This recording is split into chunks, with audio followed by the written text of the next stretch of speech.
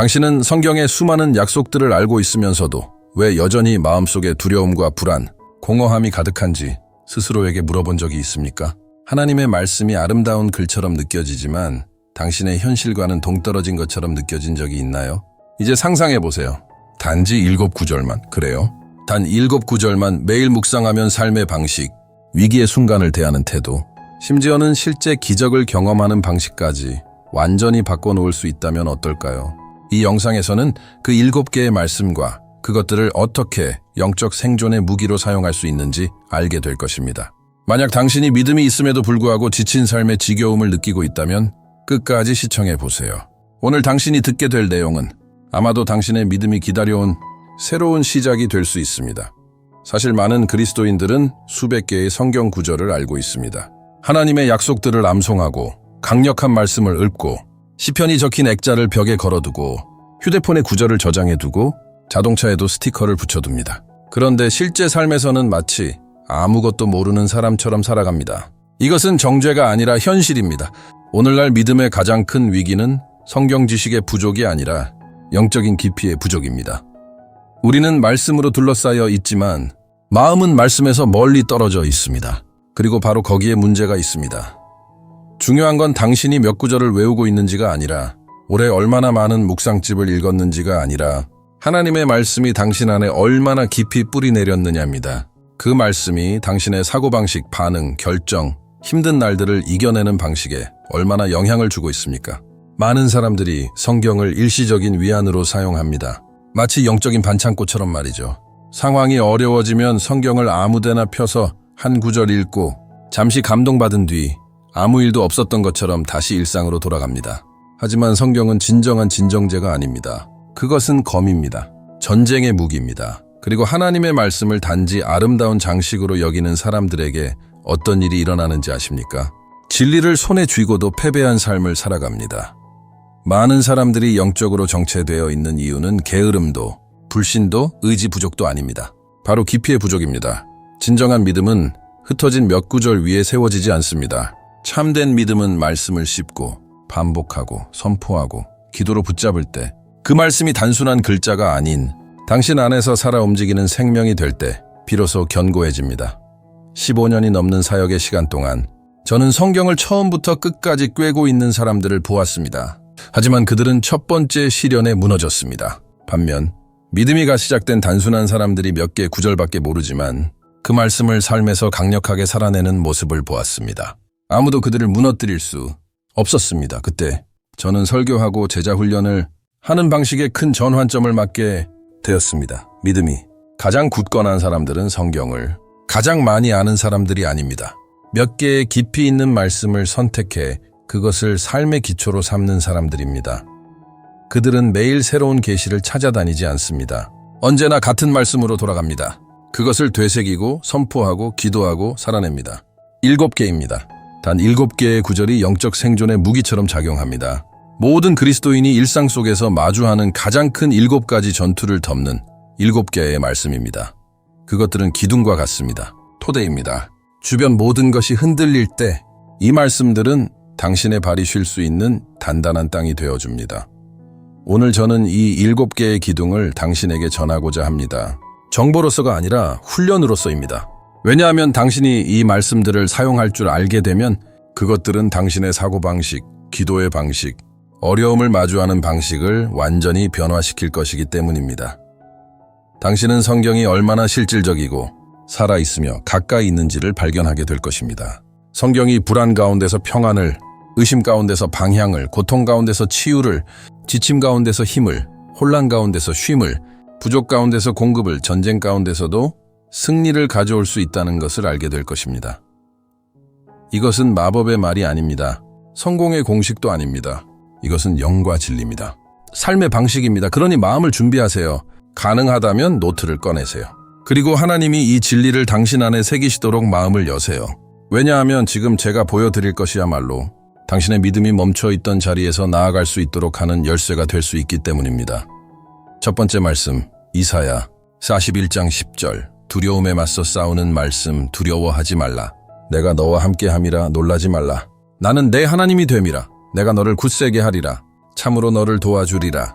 참으로 나의 의로운 오른손으로 너를 붙들리라.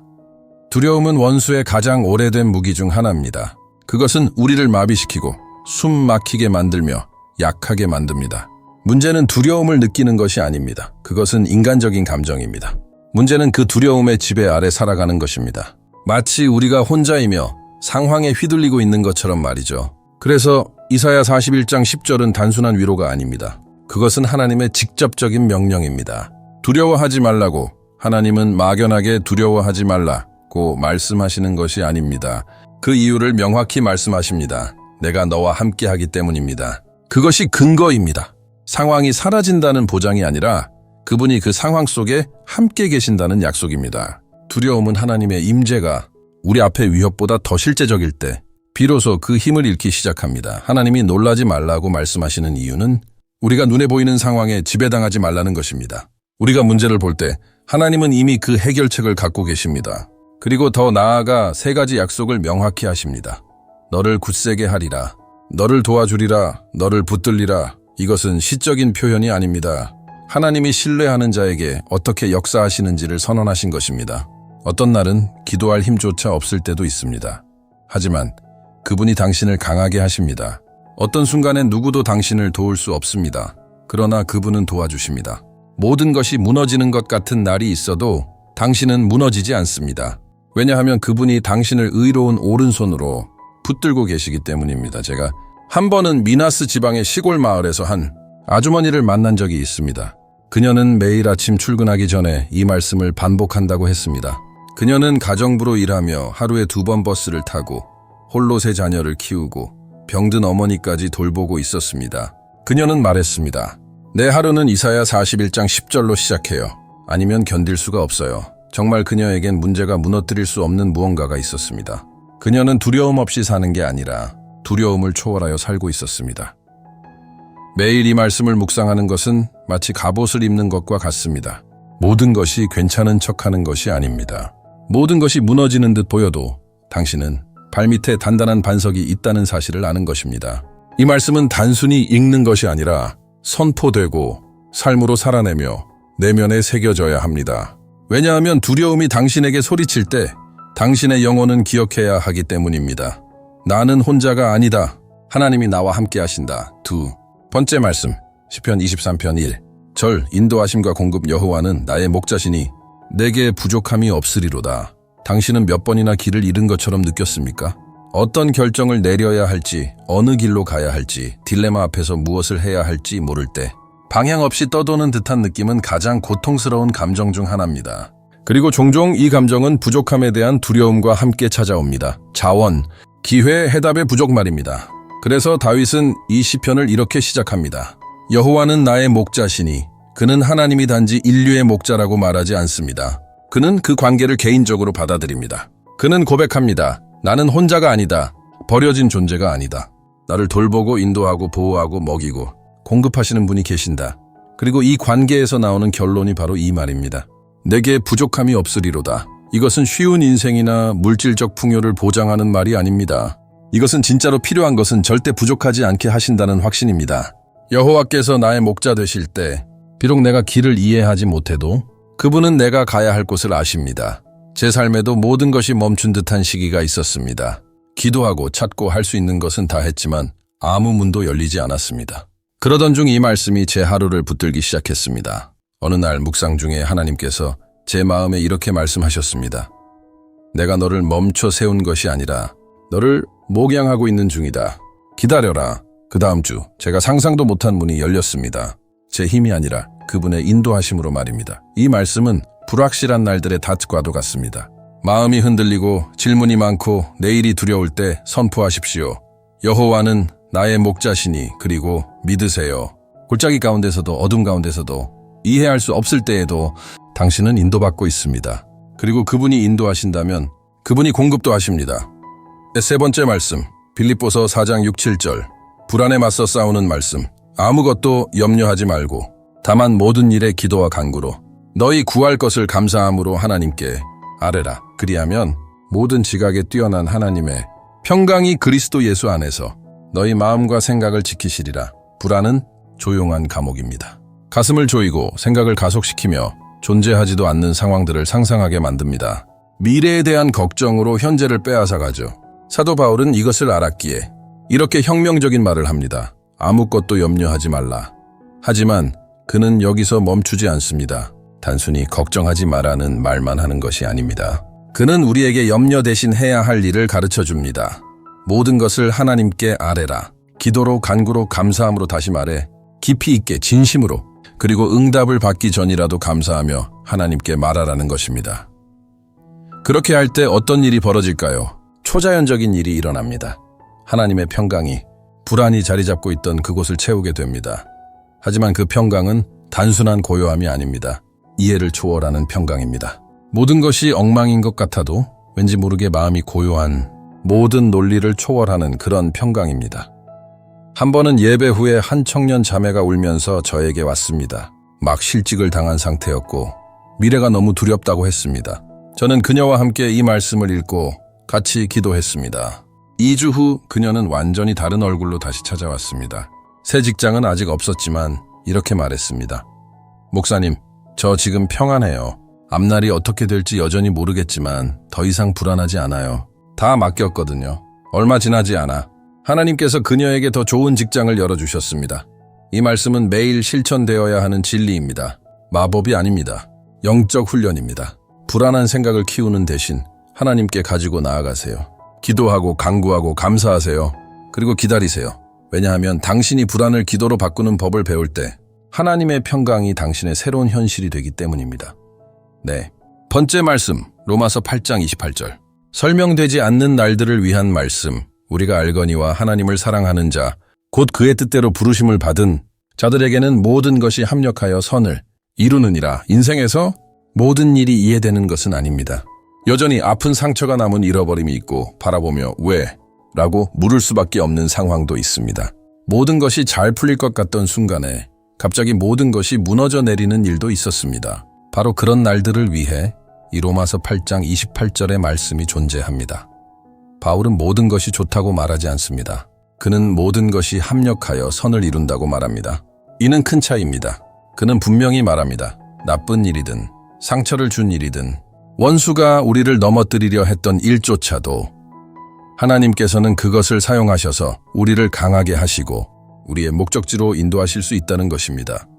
하지만 이 말씀은 아무에게나 해당되지 않습니다. 조건이 있습니다. 하나님을 사랑하는 자, 그리고 그분의 뜻대로 부르심을 받은 자, 즉 아무렇게나 살아가는 사람들에게 주어진 약속이 아니라 하나님의 인도하심 아래 사는 자들에게 주어진 것입니다. 하나님 안에 있을 때 실수도 고통도 지연도 결국 더 큰 하나님의 계획 안에서 재구성됩니다. 제가 아는 한 남성은 경제 위기 속에서 모든 것을 잃었습니다. 사업, 집, 친구들까지. 그는 조롱받고 버림받고 철저히 무너졌습니다. 오랜 시간 눈물뿐인 나날을 보냈지만 그는 하나님을 사랑하기를 멈추지 않았습니다. 섬기기를 계속했고 그 바닥에서 새로운 사명을 발견했습니다. 지금 그는 다른 기독교 기업가들에게 파산 후 신앙으로 회복하는 길을 돕고 있습니다. 그에게 있어서 끝처럼 보였던 사건이 새로운 사역의 시작이 된 것입니다. 당신도 지금 이해할 수 없는 시간을 지나고 있을 수 있습니다. 괜찮습니다. 지금 다 이해되지 않아도 됩니다. 그러나 하나님 안에 거한다면 결국 모든 것은 변화될 것입니다. 이 말씀은 모든 것이 틀어지는 듯한 순간에도 우리를 붙잡아주는 희망의 끈입니다. 왜냐하면 우리 하나님은 어떤 고통도 낭비하지 않으시는 분이기 때문입니다. 당신이 하나님을 사랑하기를 멈추지 않는다면 지금 당신의 눈물을 흘리게 하는 바로 그 일이 결국은 선을 이루는 재료가 될 것입니다. 다섯 번째 말씀, 마태복음 11장 28절. 참된 쉼을 위한 말씀 수고하고 무거운 짐진 자들아 다 내게로 오라. 내가 너희를 쉬게 하리라. 어떤 피로는 깊은 잠으로도 해결되지 않습니다. 매일 8시간을 자도 아침에 일어났을 때 여전히 마음이 무겁고 공허하고 지쳐있는 날들이 있습니다. 이 피로는 육체적인 것이 아니라 영적인 피로입니다. 이것은 쌓이고 쌓인 실망감, 두려움, 내면의 갈등, 외부의 압박 속에서 영혼이 소진된 상태입니다. 바로 그 지점에서 예수님은 개인적이고도 직접적인 초대를 하십니다. 내게로 오라. 이것은 종교적인 명령이 아닙니다. 어떤 조건도 없습니다. 사랑으로 가득 찬 초대입니다. 예수님은 이렇게 말씀하십니다. 지금 짐이 너무 무거운가요? 아무도 당신의 고통을 이해하지 못하나요? 밤마다 울어도 보는 이 하나 없나요? 그렇다면 내게로 오세요. 흥미로운 점은 예수님이 우리에게 안식을 주시기 위해 어떤 방법이나 기술을 제시하지 않으신다는 것입니다. 예수님 자신이 안식이십니다. 그분은 내가 쉬는 법을 가르쳐 줄게라고 말씀하시지 않습니다. 그분은 내가 너를 쉬게 하리라고 하십니다. 즉, 쉼은 우리가 쟁취하는 것이 아니라 그분께 항복할 때 받는 선물입니다. 그리고 예수님이 주시는 쉼은 세상이 주는 것과는 완전히 다릅니다. 세상은 말합니다. 모든 문제가 해결되면 쉬어라. 하지만 예수님은 말씀하십니다. 내가 해결할 동안 너는 먼저 쉬어라. 세상은 말합니다. 견뎌. 네가 혼자 감당해. 예수님은 말씀하십니다. 그 짐은 원래 네 짐이 아니야. 나에게 맡겨. 제가 아는 한 여성은 큰 절망 속에 저를 찾아왔습니다. 병든 딸을 돌보며 남편은 집을 떠났고 하루 종일 일하면서 삶을 버텨내고 있었습니다. 그녀는 말했습니다. 목사님, 더는 못하겠어요. 완전히 지쳤어요. 저는 그녀에게 한 가지만 권했습니다. 이 말씀을 매일 기도하며 선포하세요. 나는 예수께 갑니다. 내 짐을 그분께 맡깁니다. 한 달 뒤 그녀는 눈빛부터 달라진 모습으로 돌아왔습니다. 상황은 여전히 어려웠지만 이제 그녀는 혼자 싸우지 않고 있었습니다. 마태복음 11장 28절은 단지 위로의 말씀이 아닙니다. 열려있는 문입니다. 그리고 당신이 매일 그 문을 통과하기로 결정한다면 당신은 환경과 상관없는 참된 쉼을 경험하게 될 것입니다. 그 쉼은 상황에서 오는 것이 아니라 예수님의 임재에서 오는 것입니다. 6번째 말씀, 이사야 40장 31절. 사의 힘을 얻는 말씀, 오직 여호와를 앙망하는 자는 새 힘을 얻으리니 독수리의 날개치며 올라감 같을 것이요 달려가도 곤비하지 아니하겠고 걸어가도 피곤하지 아니하리로다. 기다림에 지쳐버린 듯한 순간들이 있습니다. 이미 기도도 했고 눈물도 흘렸고 할 수 있는 모든 것을 다 했는데 아무것도 바뀌지 않은 것처럼 느껴질 때 마음이 점점 지쳐갑니다. 많은 이들이 바로 그 지점에서 포기합니다. 그러나 바로 그때 이사야의 약속이 전심으로 다가옵니다. 여호와를 앙망하는 자들, 곧 결과나 사람, 상황이 아닌 하나님만을 바라보는 자들은 새 힘을 얻습니다. 즉각적인 응답이 없어도 기다림 속에서 자라나는 힘이 있습니다. 마치 하나님의 영이 꺼져가던 믿음에 다시 불을 붙이듯이 새로운 생기를 부어주십니다. 이사야가 독수리를 비유로 사용하는 이유는 깊습니다. 독수리는 폭풍을 피하지 않습니다. 오히려 그 폭풍을 타고 더 높이 날아오릅니다. 다른 새들이 비를 피해 숨을 때 독수리는 그것을 도약의 기회로 삼습니다. 즉, 이 말씀은 말합니다. 폭풍이 너를 쓰러뜨리지 못할 것이다. 오히려 그것이 너를 들어 올릴 것이다. 달려가도 곤비하지 아니하고 걸어가도 피곤하지 아니하리로다. 이 말은 우리가 더 이상 약해지지 않는다는 뜻이 아닙니다. 약한 순간에도 멈추지 않게 된다는 약속입니다. 왜냐하면 힘이 더 이상 우리로부터 나오는 것이 아니라 하나님으로부터 나오기 때문입니다. 저는 한 노년의 선교사님을 기억합니다. 그분은 이렇게 말했습니다. 어떤 날은 침대에서 일어날 힘조차 없어요. 그래도 나는 계속 갑니다. 왜냐하면 나를 움직이는 것은 내 에너지가 아니라 하나님의 약속이기 때문이죠. 그는 암 투병 중이었고 고통이 끊이지 않았지만 단 한 번도 복음을 전하는 일을 멈추지 않았습니다. 누군가 그에게 비결을 물었을 때 그는 단 한 구절을 말했습니다. 이사야 40장 31절. 당신도 지금 완전히 지쳐 있을 수 있습니다. 몸은 간신히 움직이지만 마음은 이미 바닥일 수 있습니다. 그렇다면 이 말씀을 들으세요. 하나님은 당신을 위한 새로운 힘을 준비하셨습니다. 하지만 그 힘은 서두름 속에서가 아니라 기다림 속에서 주어집니다. 당신이 하나님 안에서 쉬는 법을 배울 때 당신은 독수리처럼 하늘로 날아오르게 될 것입니다. 그리고 모든 사람이 이제 끝이다 라고 생각했던 순간에도 당신은 계속 걷고 있을 것입니다. 7번째 말씀, 요한복음 16장 33절. 싸움 속에서 이기는 말씀. 이것을 너희에게 이르는 것은 너희로 내 안에서 평안을 누리게 하려 함이라. 세상에서는 너희가 환난을 당하나 담대하라. 내가 세상을 이기었노라. 이것은 예수님께서 하신 말씀 중 가장 정직하면서도 가장 강력한 선언 중 하나입니다. 그분은 우리에게 쉬운 인생을 약속하지 않으셨습니다. 오히려 분명히 말씀하십니다. 세상에서는 환난을 당할 것이다. 이 한마디로 신앙이 모든 문제를 해결해 줄 것이라는 환상을 무너뜨리십니다. 하지만 그 다음이 진짜 복음입니다. 담대하라. 예수님이 주시는 평안은 문제가 없을 때 오는 평안이 아니라 문제 가운데서 누리는 평안입니다. 그분은 이렇게 말씀하십니다. 너희가 싸움을 마주하게 될 것이다. 그러나 혼자가 아니다. 내가 이미 이겼다. 그리고 내 승리가 너희의 보증이다. 이 말씀은 고난을 바라보는 우리의 관점을 완전히 바꿉니다. 고통이 사라지는 것은 아닙니다. 하지만 그 고통은 더 이상 마지막 말이 아닙니다. 예수님은 이미 모든 아픔을 겪으셨고 그 모든 것을 이기셨습니다. 하지만 그 고통은 더 이상 마지막 말이 아닙니다. 예수님은 이미 모든 아픔을 겪으셨고 그 모든 것을 이기셨습니다.